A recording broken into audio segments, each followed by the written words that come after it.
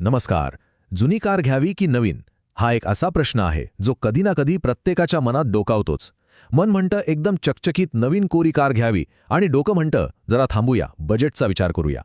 आजच्या या सखोल विश्लेषणात म्हणजे एका प्रकारच्या एक्सप्लेनरमध्ये या मन विरुद्ध डोकं अशा मोठ्या गोंधळाचं आपण अगदी तटस्थपणे विश्लेषण करणार आहोत.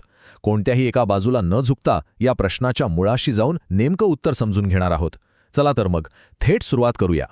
सुरुवात करूया एका अशा तथ्याने जे ऐकून कदाचित धक्काच बसेल. माहितीये, एक अगदी नवीन कोरी कार ज्या क्षणी शोरूमच्या बाहेर पडते ना, अगदी त्याच क्षणी तिची किंमत थेट 10 ते 20% कमी होते. होय, अगदी खरं आहे. कारच्या चाकाने एकदा का रस्त्याला स्पर्श केला की लगेचच तिच्या मूल्यात ही मोठी घसरण होते. आर्थिक नियोजनाचा विचार करताना हा आकडा खरोखरच खूप विचार करायला लावणारा आहे. आता हे सगळं आर्थिक वास्तव कुठून येतंय? तर गुंतवणुकीच्या दृष्टिकोनातून जुन्या आणि नवीन कारची तुलना करणाऱ्या एका अतिशय स्पष्ट अशा मूळ विश्लेषणातून. एका बाजूला नव्या कारचा तो जबरदस्त मोह आणि दुसऱ्या बाजूला जुन्या कारचं ते पक्कं गणित. खरेदीतील या आर्थिक परिणामांची ही मांडणी अत्यंत सोपी असली तरी गुंतवणुकीच्या बाबतीत एक अतिशय स्पष्ट चित्र आपल्यासमोर उभं करते. आणि म्हणूनच वापरलेल्या कारचा फायदा आणि त्याचे आर्थिक लाभ समजून घेणं खूप गरजेचं ठरतं. तर सुरुवातीची ती जी मोठी घसरण असते ना, ती टाळायची असेल तर जुनी कार हा एक अत्यंत हुशारीचा पर्याय ठरतो. जुन्या कारचा सर्वात मोठा आणि महत्त्वाचा फायदा म्हणजे नवीन कारच्या तुलनेत इथे किमतीत होणारी घसरण खूपच संथ असते. सोप्या भाषेत सांगायचं तर जुन्या कारचं डिप्रिसिएशन खूप कमी असतं. म्हणजे एकदा का जुनी कार घेतली की तिचं मूल्य बाजारात बऱ्यापैकी स्थिर राहतं आणि आपले कष्टाचे पैसे जास्त काळ सुरक्षित राहतात. आता यातली सगळ्यात भारी गोष्ट म्हणजे खरेदी किंमत कमी असल्याचा थेट फायदा रोजच्या बचतीवर कसा होतो ते पहा. म्हणजे बघा, कमी बजेटमध्ये एखाद्या उत्तम कारचं चक्क टॉप मॉडेल मिळू शकतं. शिवाय कारची एकूण किंमत कमी असल्यामुळे इन्शुरन्सचा प्रीमियमही स्वस्त होतो. साहजिकच कर्ज कमी काढावं लागतं आणि त्यामुळे दर महिन्याला भरायचे EMI सुद्धा लक्षणीयरित्या कमी होतात.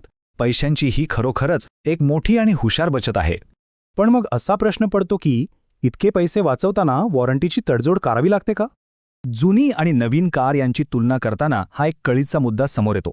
जुन्या कारमध्ये सहसा कोणतीही वॉरंटी किंवा मोफत सर्व्हिसिंग मिळत नाही. त्यामुळे साहजिकच भविष्यात अचानक उद्भवणाऱ्या दुरुस्तीच्या खर्चाची एक टांगती तलवार सतत डोक्यावर असते. पण याउलट नवीन कारचा विचार केला तर तिथे कंपनीची अधिकृत वॉरंटी आणि मोफत सर्व्हिसिंग मिळते. तांत्रिक बिघाडांचा विचार केला तर ही गोष्ट 100% मनःशांती मिळवून देते. चला तर मग आता नवीन कार खरेदी करण्याची बाजू आणि तिचे व्यावहारिक फायदे काय आहेत यावर एक नजर टाकूया. नवीन कारसाठी मोजलेली अतिरिक्त रक्कम का सार्थक ठरू शकते? तर त्याचे फायदे खरोखरच अफलातून आहेत. ह्यात मिळतात अत्यंत अद्ययावत सेफ्टी फीचर्स जे रस्त्यावरील प्रवासात जीव वाचवण्यासाठी अत्यंत महत्त्वाची असतात. सोबतच आधुनिक इंजिनमुळे इंधनाची उत्तम बचत होते आणि मायलेजही जास्त मिळतं. कार आतून आणि बाहेरून एकदम लेटेस्ट टेक्नॉलॉजीने सुसज्ज असते. आणि सगळ्यात महत्त्वाचं म्हणजे नवीन गाडी दीर्घकाळासाठी खूप जास्त विश्वासार्ह असते. हे सगळे फायदे नुसत्या किमतीच्या पलीकडे जाऊन एक प्रचंड मोठं मूल्य देतात. आतापर्यंतच्या या परस्पर विरोधी बाजू पाहिल्यानंतर स्मार्ट डील नक्की कशी समजून घ्यायची? मूळ विश्लेषणात नवीन कारच्या बाबतीतला एक अतिशय स्पष्ट इशारा दिला आहे. नवीन वाहन म्हणजे कोणताही प्रत्यक्ष आर्थिक फायदा मिळण्यापूर्वीच गुंतवलेल्या रकमेच्या मूल्यात होणारी एक मोठी घट. हे अगदी बरोबर आहे, कारण कारचा वापर सुरू करण्याआधीच ती तिच्या मूळ किमतीचा मोठा हिस्सा गमावून बसते. हे सूत्र इथे अतिशय ठळकपणे मांडण्यात आलं आहे. आणि याच्या अगदी उलट आहे ते जुन्या कारचं आश्वासन. हा दृष्टिकोन सुरुवातीचा खर्च कमी करून एकूण मूल्य वाढवण्यावर भर देतो. म्हणजे बघा ना, इथे कमी पैशात जास्त उपयुक्तता मिळते. थोडक्यात सांगायचं तर खर्च कमी मूल्य जास्त हेच जुन्या कारचं मुख्य सूत्र आहे.